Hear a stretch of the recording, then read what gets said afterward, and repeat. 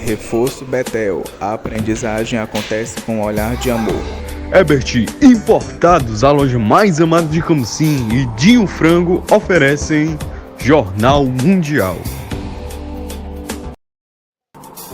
Boa noite. Boa noite. O alerta da ONU diz que a fome não diminuiu e afetou mais de 730 milhões de pessoas em 2023. Greve no INSS. A presidente do Supremo Tribunal de Justiça determina que categorias garantam serviços essenciais e a diminuição de pelo menos 85% das equipes devem seguir trabalhando. A arrecadação do governo federal bate um recorde no mês de junho e alcança mais de 200 bilhões de reais. O Observatório Europeu diz que o dia 22 de julho foi o mais quente já registrado no mundo desde 1940. Veja os destaques do bloco de política do JM. Começam as competições dos Jogos Olímpicos em Paris.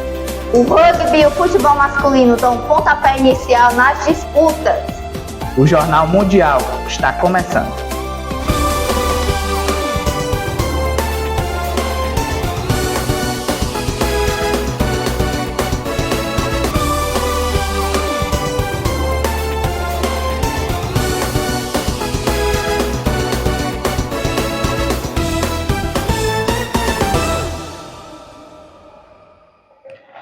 A presidente do Supremo Tribunal de Justiça mandou que as categorias garantam serviços essenciais e o mínimo de 85% das equipes durante a greve dos servidores do INSS. Veja na reportagem de Caio Teles. A presidente do Supremo Tribunal de Justiça, Maria Tereza de Assis Moura, determinou que a greve dos servidores do INSS não afete as necessidades inadiáveis da população, ou seja, não prejudique a prestação de serviços essenciais. A ministra definiu que pelo menos 85% das equipes de cada agência devem seguir trabalhando. O desrespeito à decisão está sujeita a multa diária de R$500 mil. A greve dos servidores do INSS começou em 16 de julho e, segundo os sindicatos das categorias, o movimento tem adesão em mais de 23 estados e no Distrito Federal. Cerca de 400 agências fecharam ou passaram a funcionar parcialmente de acordo com as entidades. Recomposição de perdas salariais, valorizam profissional e melhores condições de trabalho estão entre as reivindicações. Ao determinar a manutenção de serviços essenciais de um percentual mínimo das equipes trabalhando, a ministra do STJ atendeu a um pedido da Advocacia Geral da União. Na decisão, ela citou que é inevitável a acessibilidade das atividades desempenhadas pelos servidores do INSS. Ela apontou que esses serviços envolvem o pagamento de benefícios providenciários considerados indispensáveis para estarem relacionados ao caso da incapacidade do beneficiário, desemprego involuntário, idade avançada, encargos familiares e prisão ou morte daqueles de quem dependiam economicamente.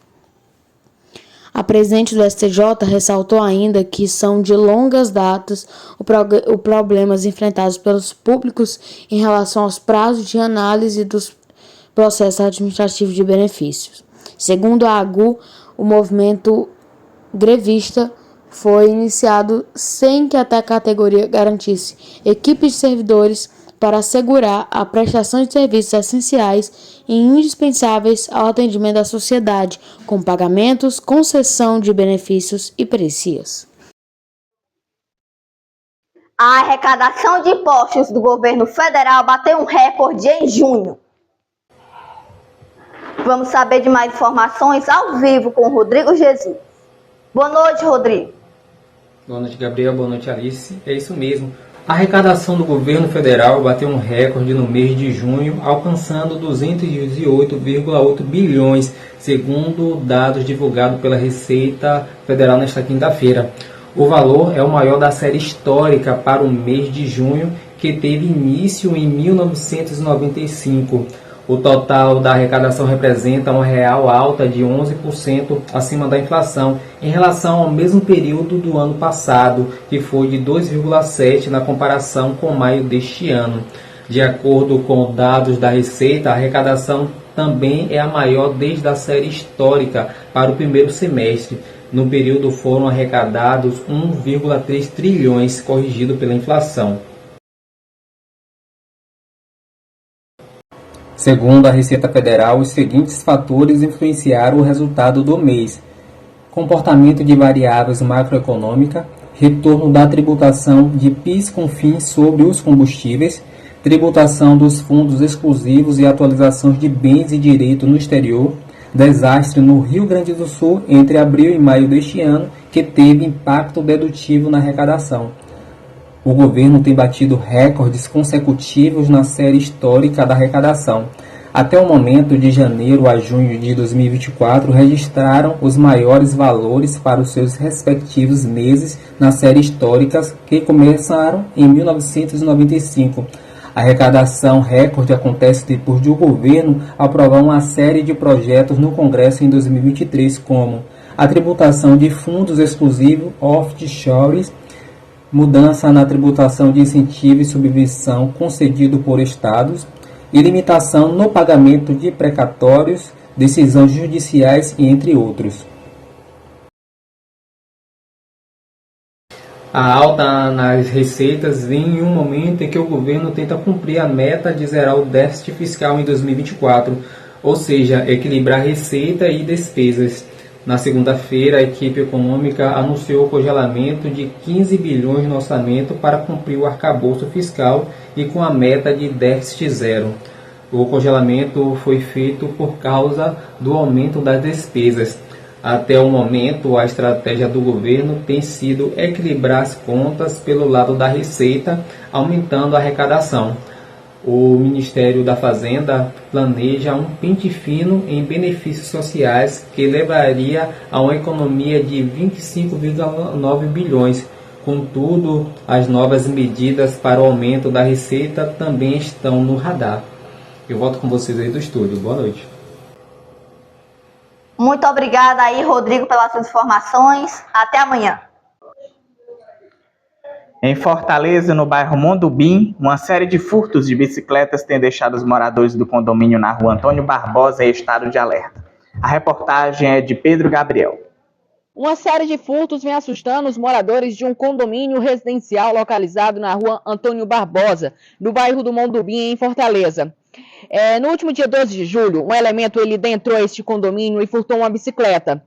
9 dias depois, o mesmo elemento adentrou o condomínio com a ajuda de uma escada. Ele entrou dentro desse condomínio e furtou uma outra bicicleta.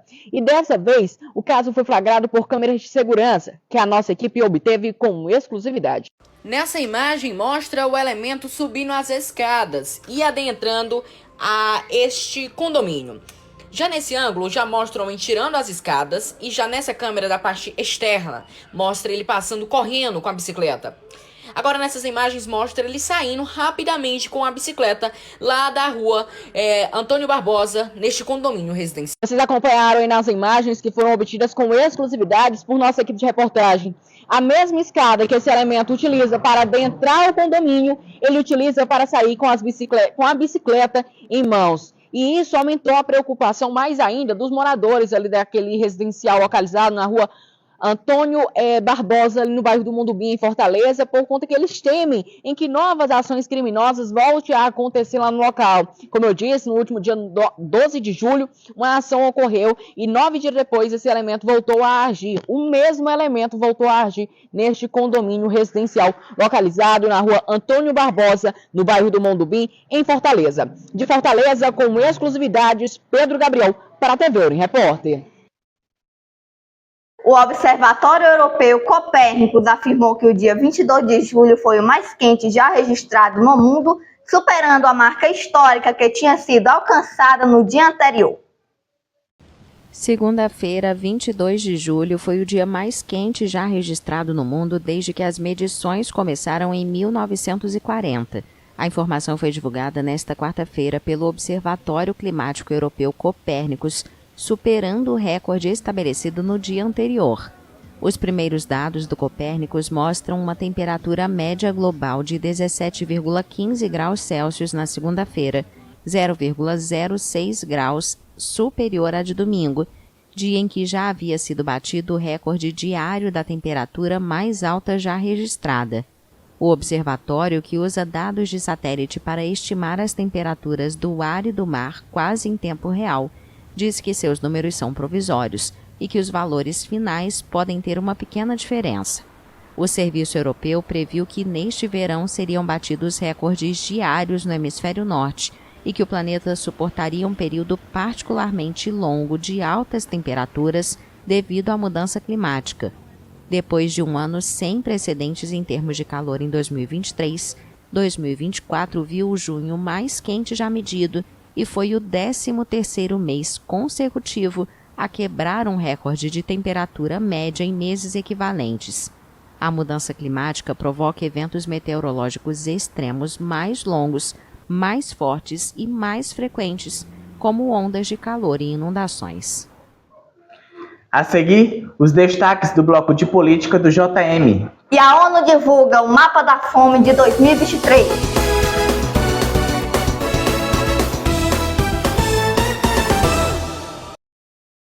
Jornal Mundial é patrocinado por Dinho do Frango, os melhores ovos e frangos da cidade. Reforço Betel, a aprendizagem acontece com um olhar de amor. Ebert Importados, a loja mais amada de Camocim. E Autoescola Diamante, iluminando a vida no trânsito. Vem ser diamante.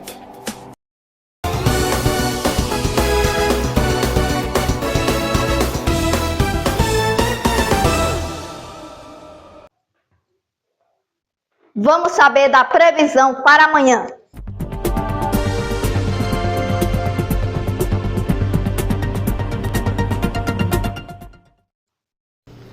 Boa noite, Marcelo. O que você traz pra gente?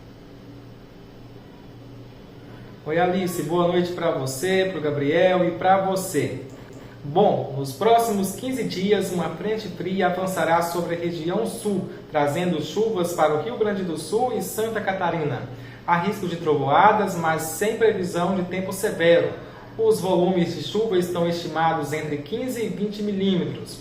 Um novo radar meteorológico no Rio Grande do Sul vai aumentar a precisão na prevenção de desastres. No Sudeste, o tempo permanece quente e seco. A partir da virada do mês, uma nova frente fria romperá o bloqueio e trará chuvas mal distribuídas a São Paulo e centro-sul de Minas Gerais, com volumes ainda baixos. No centro-oeste, a chuva começará a aparecer no oeste de Mato Grosso e também em Rondônia e Acre, na região norte, com volumes entre 15 e 20 milímetros. A previsão de aumento na umidade relativa do ar está ajudando a diminuir o risco de incêndios. O cenário permanece inalterado, com chuvas concentradas no litoral. Volume de chuva previsto de 30 milímetros na próxima semana. No norte do Brasil, chuva concentrada na faixa norte do país. Com o rompimento do bloqueio atmosférico, espera-se uma chuva mais volumosa no Paraná, São Paulo, Mato Grosso do Sul e áreas do oeste do Mato Grosso, com volumes acumulados que podem chegar a 20 milímetros. Embora essa chuva não resolva a situação hídrica, ajudará a aumentar a umidade relativa do ar e a diminuir o risco de incêndios, especialmente no Acre e em Rondônia. Veremos agora as máximas e mínimas em algumas capitais do país para amanhã, começando lá em Curitiba, no Paraná. Veremos agora as máximas e mínimas para amanhã em algumas capitais do país, começando com Curitiba, no Paraná, com mínima de 11 graus e máxima de 24. Em Belo Horizonte, Minas Gerais, a mínima será de 12 e a máxima podendo chegar aos 27 graus. Em Goiânia, capital de Goiás, a mínima será de 15 e a máxima de 30. Em Belém, no Pará, a mínima será de 24 graus e a máxima pode chegar aos 34. Em Recife, no Pernambuco, a variação de temperatura será pequena, com mínima de 23 e máxima de 29. Maceió terá mínima de 21 e máxima também de 29 graus. Uma boa noite a todos e até amanhã. Gabriel, Alice. Obrigada, Marcelo. Até amanhã. Boa noite. A Organização das Nações Unidas alertou nesta quarta-feira que a fome não diminuiu no mundo. Em 2023, mais de 730 milhões de pessoas em todo o mundo foram afetadas pelo problema. A fome não diminuiu em 2023 e afetou 733 milhões de pessoas, mais de 9% da população mundial, devido à persistência de guerras e dificuldades econômicas e à mudança climática. A afirmação foi feita nesta quarta-feira por 5 agências da ONU. A situação não é a mesma em todo o mundo. O número de pessoas que sofrem com a fome aumentou na África, mas se estabilizou na Ásia e diminuiu na América Latina e no Caribe, onde 41 milhões de pessoas passaram fome no ano passado. O continente africano é de longe a região com a maior porcentagem de pessoas que enfrentam a fome. Os detalhes constam no relatório da Organização das Nações Unidas para a Alimentação e Agricultura, do Fundo Internacional de Desenvolvimento Agrícola, do Fundo das Nações Unidas para a Infância, do Programa Mundial de Alimentos e da Organização Mundial da Saúde. O documento ressalta que a insegurança alimentar crônica aumenta de forma geral desde 2016. A situação piorou após a pandemia de Covid-19. Desde então, a proporção da população que não tem as calorias necessárias para levar uma vida normal vem se mantendo no mesmo nível. O objetivo adotado há 9 anos pelas Nações Unidas para eliminar a fome no mundo até 2030 parece cada vez mais distante. As competições dos Jogos Olímpicos de Paris começaram. O rugby e o futebol masculino dão um pontapé inicial. O Brasil só entra em disputa na próxima quinta. O dia tão aguardado chegou. Nesta quarta-feira começam as competições dos Jogos Olímpicos de Paris 2024. A cerimônia de abertura é só na próxima sexta-feira, mas nesta quarta já tem atletas em campo para as disputas do rugby e futebol masculinos. No futebol, 2 seleções campeãs olímpicas fazem a estreia. A Argentina, comandada por Javier Mascherano e com Julián Álvares do Manchester City no ataque, contra o Marrocos, e a Espanha contra o Uzbequistão. O Brasil, ouro em Tóquio, não se classificou para o futebol masculino nestes jogos. Em Paris, a animação para as competições não para de crescer. Mal posso esperar para mudarmos para algo feliz, porque até o momento vemos restrições e tivemos mais coisas negativas em torno dos jogos, os riscos terroristas, o trânsito, etc. Mas acho que quando começar, vamos ter um grande espetáculo e uma grande competição. Imagino que vai ser divertido. Estes são momentos que você tem que ser um pouco positivo. Tivemos um junho difícil, então estou muito feliz que vai acontecer.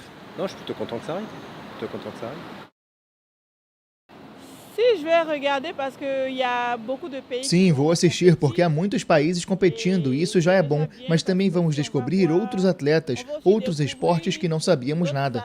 Então, para mim, é uma oportunidade para descobrir muitas coisas novas.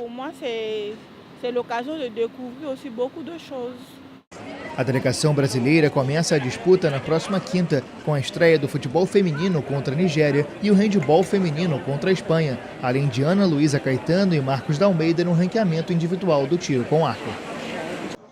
Dezenas de milhares de integrantes das forças de segurança patrulhando a capital, o exército presente para evitar um possível ataque de drones, fechamento do espaço aéreo em um raio de até 150 quilômetros ao redor de Paris. Estas são algumas das medidas excepcionais para garantir a segurança da cerimônia de abertura dos Jogos Olímpicos, que será realizada nesta sexta-feira. Nunca antes foram mobilizadas na França tantas forças de segurança. Cerca de 45 mil agentes vão estar envolvidos na mobilização. Pela primeira vez, unidades de elite da polícia e da gendarmeria trabalham em conjunto, coordenando a proteção das ruas, do espaço aéreo e das margens do Sena. Atiradores vão estar espalhados pelos telhados de Paris para neutralizar qualquer pessoa considerada um risco para delegações, espectadores, convidados ou chefes de Estado.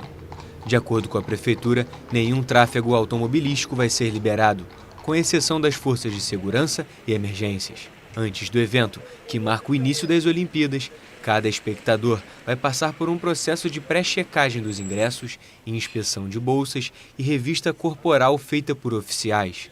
Na cerimônia de abertura, vão estar envolvidos quase 100 mergulhadores, prontos para intervir caso seja detectada uma carga explosiva durante o desfile fluvial pelo Sena. Forças estrangeiras, vindas de países como Áustria, Emirados Árabes Unidos e Espanha, também vão ajudar na mobilização. Desde sábado, a circulação pelas águas do Rio Sena está totalmente fechada por 3 barreiras. As Olimpíadas começaram, hein? São impressionantes esses jogos, né? É verdade. O Jornal Mundial de hoje termina por aqui. Para rever as nossas reportagens, volte o vídeo aqui no YouTube. Não esqueça também de seguir a nossa página lá no Instagram, TV Mundial Oficial. Para você, boa noite. Boa noite, até amanhã.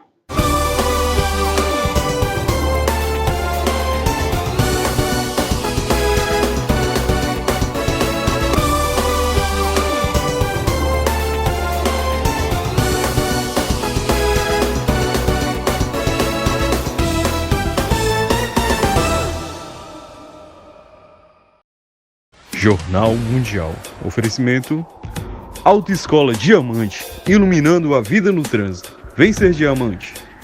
Reforço Betel, a aprendizagem acontece com o olhar de amor. Dinho do Frango, os melhores frangos e ovos da cidade. E Ebert Importados, a loja mais amada de Camocim.